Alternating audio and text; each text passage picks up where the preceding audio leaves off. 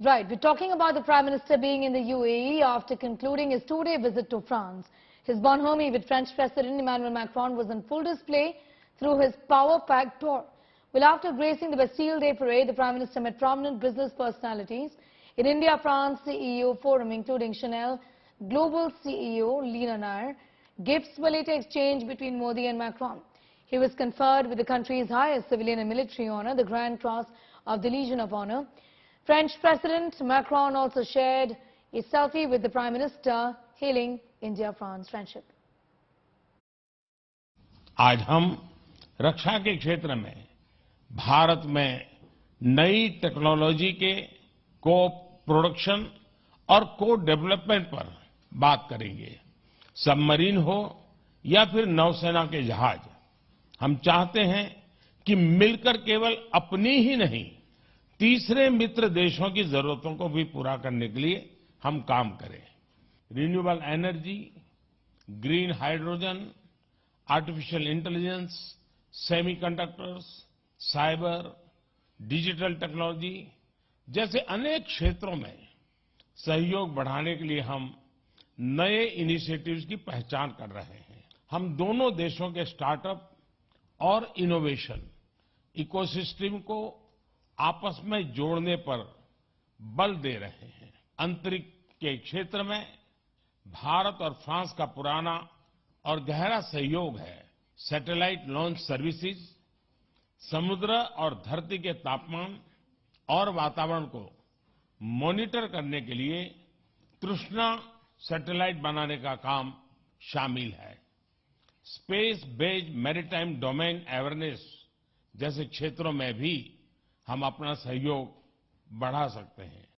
Right, India Today's Gaurav Sawant spoke to French President and actor Koel Puri regarding the Prime Minister's visit to France and what really it means for the diaspora there.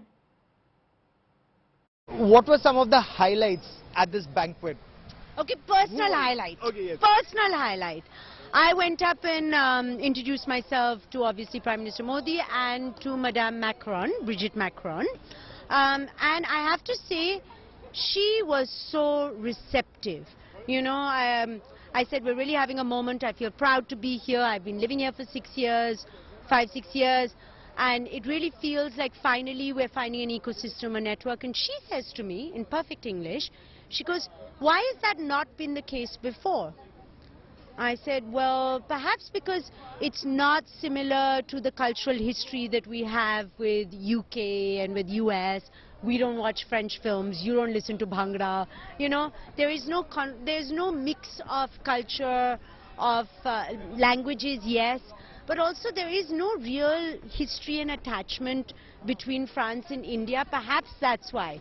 And she turns around, and I hope she's going to listen to this, and Madame Macron turns around and she goes, I want to fix this. I said, okay, how? And she goes, I'm going to have a cultural event in Palais d'Élysée, where is the President's house, annually, which is going to celebrate Indian culture. Now, I don't know what she has in plan or what she's thinking of, or even if she's thinking yet. But if she does this, I'm going to be part of this. And I think it's a fabulous idea. How wonderful that would be. And we have such rich culture from Ladakh to Lakshadweep in our country.